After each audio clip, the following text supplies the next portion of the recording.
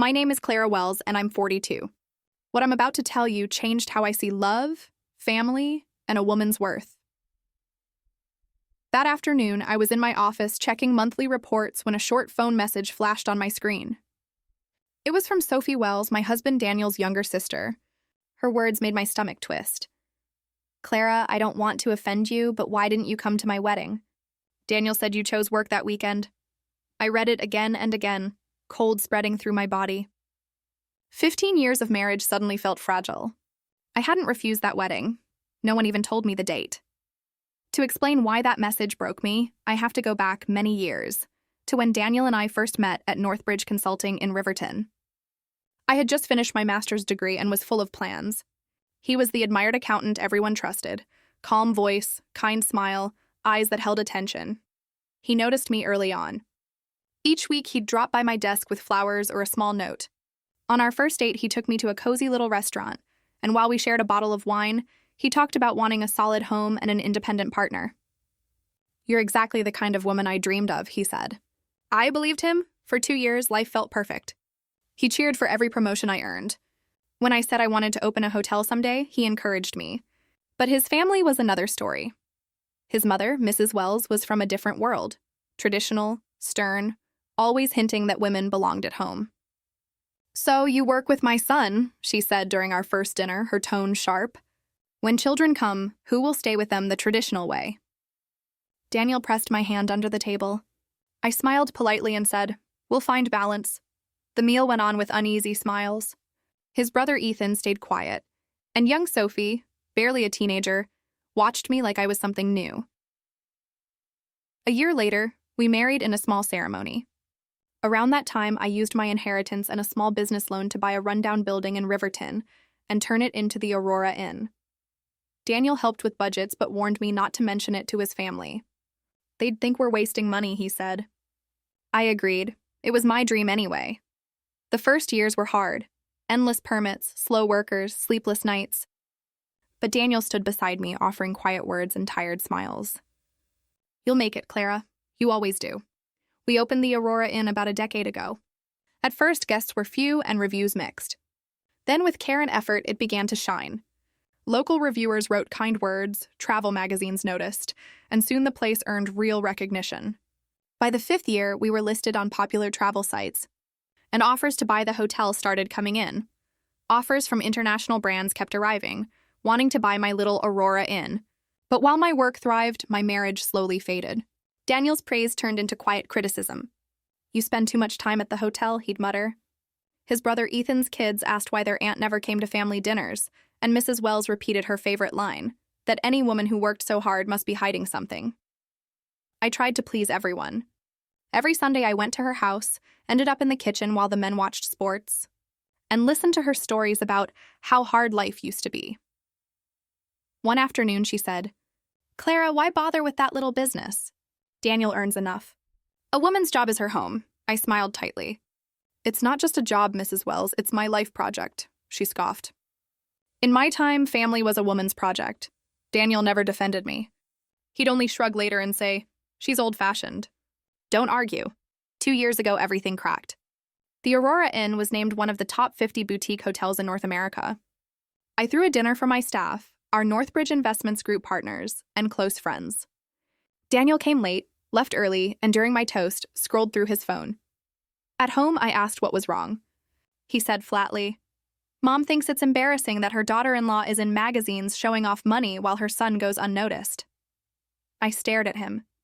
"This isn't showing off. It's work." "My work," he sighed. "I am proud of you, just keep it quiet." That night, we slept apart for the first time. Something small yet permanent broke. Only Sophie felt different. She'd always looked up to me, asked for career advice, and shared her wins. 6 months ago, she called, thrilled, "Clara, I'm getting married." After 3 years, David finally proposed. She wanted her wedding at the Aurora Inn. I gave her a family discount and helped plan every detail: flowers, menu, seating. She glowed, and for once, I felt part of the family. One afternoon, she asked softly, "Clara, may I ask something personal? Why don't you and Daniel have kids?" My throat tightened. We had tried for years, treatments, heartbreak, and 2 miscarriages. The doctor said the issue wasn't mine, but Daniel refused adoption or donors.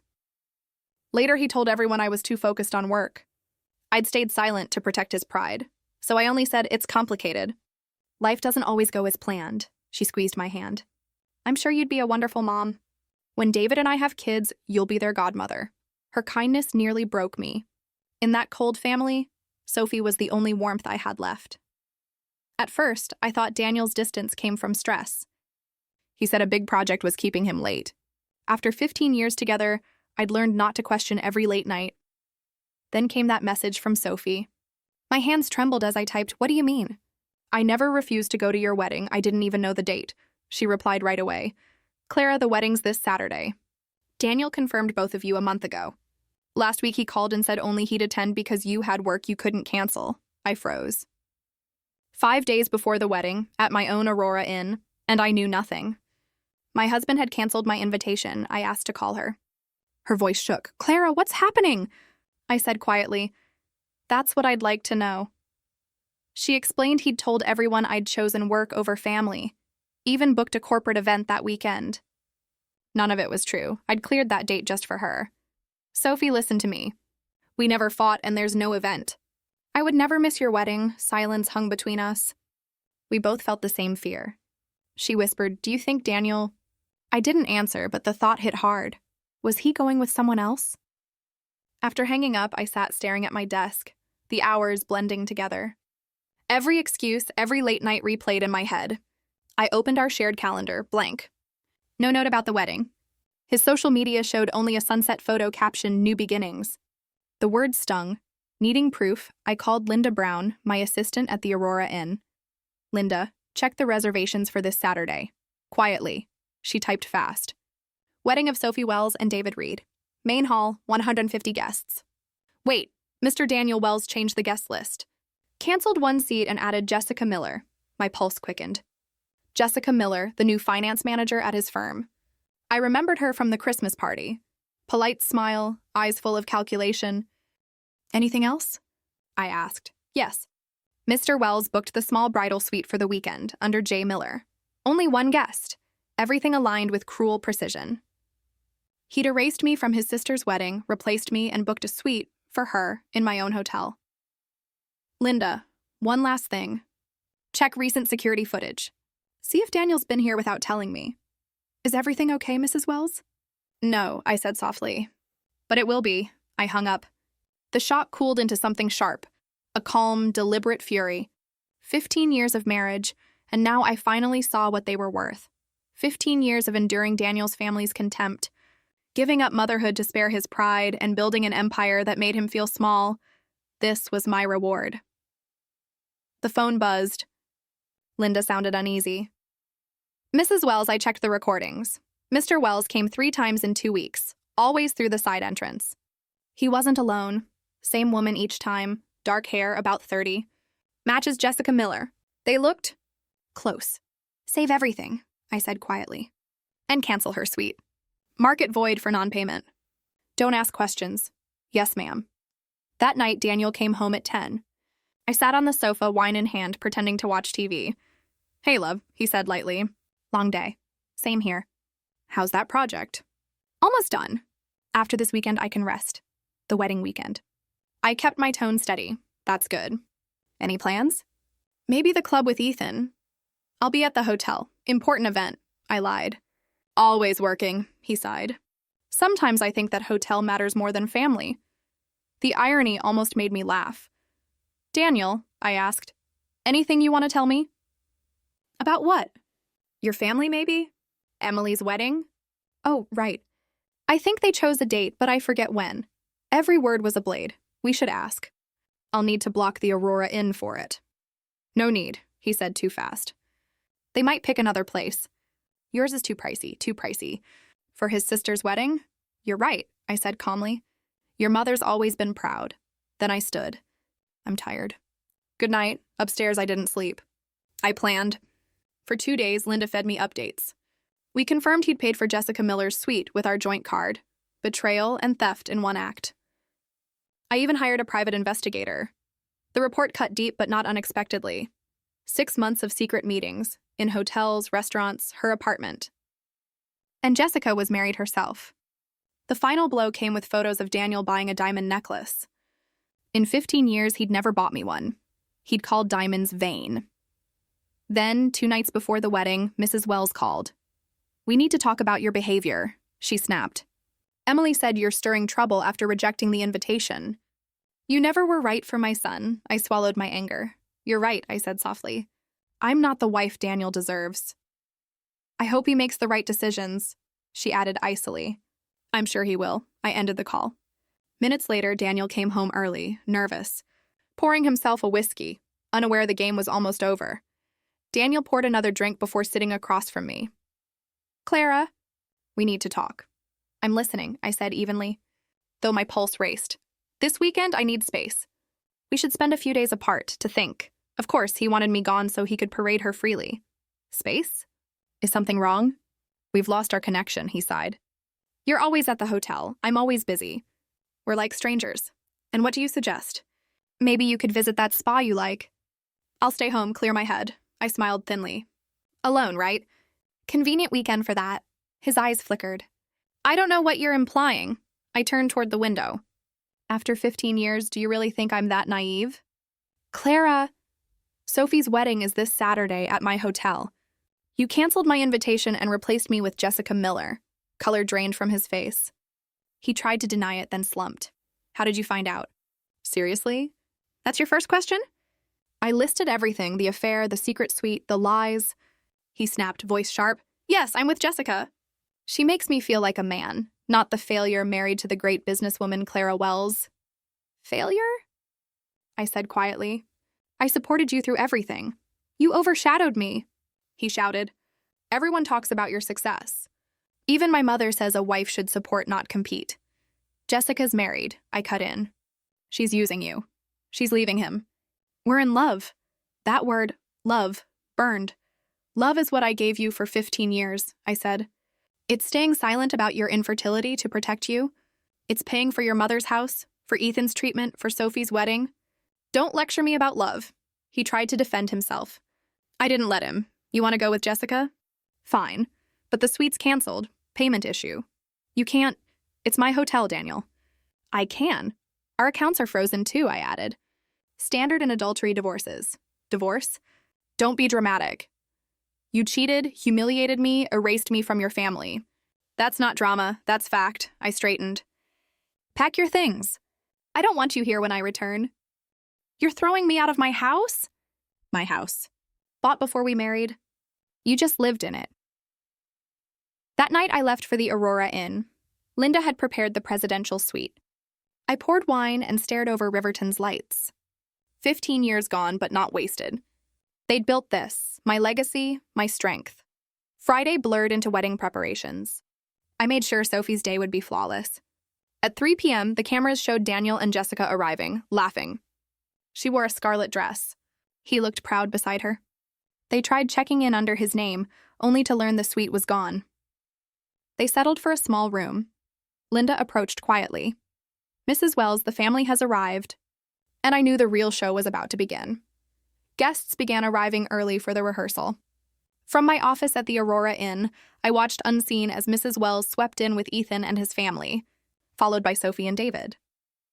The ceremony run-through went smoothly, though I noticed Sophie glancing toward the door again and again, still hoping I'd appear. Later, while I ate alone in my suite, a message flashed on my phone. "I know who you are. Stay away from the wedding or face consequences."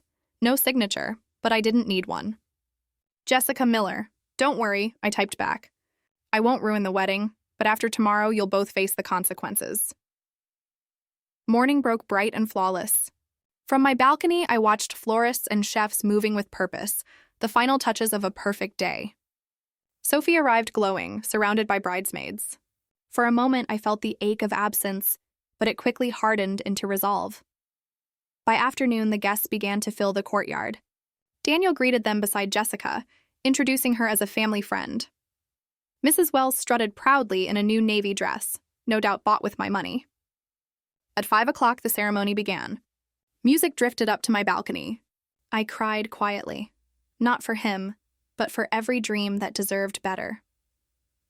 When the reception started, I slipped through the service hallway. The chef nearly jumped. "Mrs. Wells? I thought you were at the party." "Change of plans," I smiled. "Save me a slice of cake." As I turned to leave, voices neared. I ducked behind a shelf. "Daniel and Jessica. Hard to believe you were married to the owner," she said. "This place is stunning." "The hotel, yes," he muttered, "but not her. She got lucky, inheritance and timing." I clenched my fists. He knew that wasn't true. "Well," Jessica purred, "once the divorce is done, we'll be official." "It's complicated," he mumbled. "The hotel and house are in her name. So you have—" "What exactly?" she snapped, her tone turned cold, cutting. "I left a millionaire for a man with nothing. You're 45, broke, and living off your wife's success. This is over." Her heels clicked away, then a dull thud, his anger meeting a wall. I waited a moment before leaving. Karma, swift and efficient. Back upstairs, I poured champagne and toasted the skyline. He had destroyed his marriage for a woman who'd never loved him. At 10, while music roared below, my phone rang. "Clara." "Please," Sophie whispered. "Come to the Rose Garden." It was a private corner, my quiet haven. She sat on a bench, wedding dress gleaming in the moonlight, tears streaking her face. "What happened?" I asked softly. "David saw them kissing in a hallway. We confronted him." "I'm so sorry, Clara." I held her as she sobbed. "You have nothing to apologize for. I should have defended you." "You're the sister I always wanted." "You didn't fail me," I said. Through her tears, she managed a small, broken laugh. "Mother's furious, but not at you. At Daniel. When she learned that woman was married and only after money, she nearly fainted. The night air felt lighter. For the first time in years, justice didn't need my help. It had handled itself." From my office window, I watched the chaos unfold. Mrs. Wells was shouting at Daniel in front of the guests. For once, she saw her perfect son clearly. Sophie found me minutes later, eyes red. "Please come inside." "I want everyone to know your family." I hesitated. "It's your day." "I don't want to cause a scene." "You wouldn't ruin it. You'd save it." So I took her hand, and together we stepped into the hall. Silence fell. Daniel stood in the corner, crushed. Mrs. Wells looked pale and furious. Jessica was gone. Sophie lifted the microphone. "Everyone, this is Clara Wells, my sister, the woman who built this beautiful place and who deserves our respect. If anyone disagrees, there's the door." Applause spread until the room thundered. Then Mrs. Wells approached, voice trembling. "Clara, I was wrong. I let bitterness blind me." "I'm sorry," I nodded but said nothing. Some wounds don't close. The night drifted on in a blur of dancing, photos, and quiet smiles. Daniel vanished. I didn't care.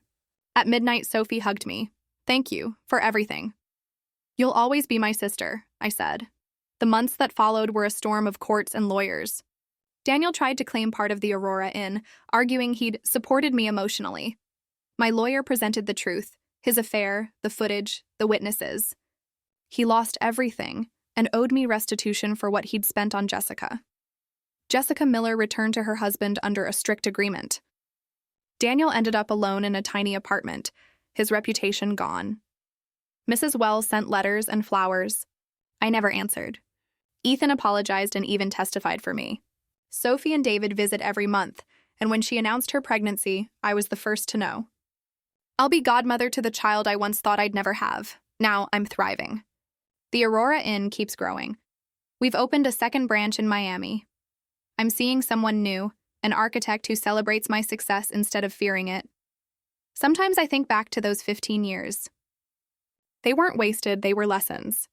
I learned that love without respect is emptiness, that constant sacrifice erases the self, and that a strong woman should never dim her light to soothe a man's insecurity. A week ago, I saw Daniel across from the hotel, alone, staring at what I'd built. Our eyes met. He lifted a hand in a weak greeting. I turned and walked inside, toward my life, my future, because real revenge isn't destruction. It's living well. It's standing tall in your own light while those who couldn't handle it fade into their shadows. So to anyone listening, never shrink for someone else's comfort. Keep shining. Those who can't bear your glow can find their own shade. That was my story. And even now, a part of me is still living in that moment, If you've ever been through something like this, or even if you haven't, I'd love to hear your thoughts. Drop a comment below and tell me what you would have done. And if this story meant something to you, go ahead and subscribe. You never know. The next story might change how you see the world.